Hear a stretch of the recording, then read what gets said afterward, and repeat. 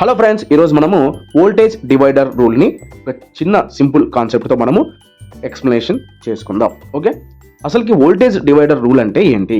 ఇది ఏంటంటే voltage divider rule అంటే రెండు రెసిస్టర్స్ ఉంటే వోల్టేజ్ ఎలా షేర్ అవుతుందో చెప్పే సింపుల్ టెక్నిక్ అన్నమాట. ఓకే, ఒక ట్యాంక్ ఉందనుకో, చిన్నది కాదు పెద్ద ట్యాంకే ఉందనుకోండి. నీటితో ఉన్న ఒక ట్యాంకుని మీరు ఇమాజినేషన్ చేయండి. నీరు రెండు పైపుల ద్వారా వెళ్తుంది. ఓకే, ఊహించండి. ఎక్కడ రెసిస్టెన్స్ ఎక్కువగా ఉందో అక్కడ వోల్టేజ్ డ్రాప్ కూడా ఎక్కువ అవుతుంది. ఓకేనా? ఇంకోసారి చెప్తాను చూడండి. ఎక్కడ రెసిస్టెన్స్ ఎక్కువగా ఉందో అక్కడ ఎక్కువ వోల్టేజ్ డ్రాప్ అనేది ఉంటుందన్నమాట. అంటే వోల్టేజ్ డివైడర్లో మొత్తం వోల్టేజ్ రెండు రెసిస్టర్స్ మధ్య షేర్ అవుతుందన్నమాట. కరెంటు మాత్రం ఒకటే ఫ్లో అవుతుంది, కానీ వోల్టేజ్ మాత్రం రెండు చోట్ల స్ప్లిట్ అవుతూ అంటే డివైడ్ అవుతూ వెళ్తుందన్నమాట.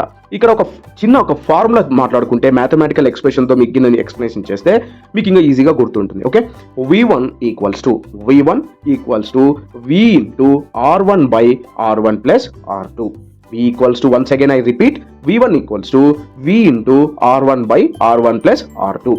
V2 equals to V into R2 by R1 plus R2. Once again I will repeat, V2 equals to V into R2 by R1 plus R2. అంటే ఏ రెసిస్టర్ వాల్యూ ఎక్కువ అయితే దాని మీదనే ఎక్కువ వోల్టేజ్ అనేది పడుతుందన్నమాట. ఓకే, ఎగ్జామ్లో ఒక సింపుల్ ట్రిక్ గుర్తుపెట్టుకోండి. ఎక్కడైతే రెసిస్టెన్స్ ఎక్కువ ఉంటుందో అక్కడే ఎక్కువ వోల్టేజ్ కూడా ఉంటుంది. ఇదే డివైడర్ రూల్ అంటే వోల్టేజ్ డివైడర్ రూల్ అని అర్థం. ఓకే, ఇప్పుడు సింపుల్గా వోల్టేజ్ రెండింటికి షేర్ అవుతుంది.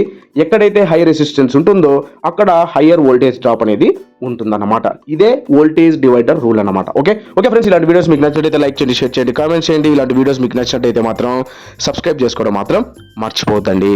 Thank you.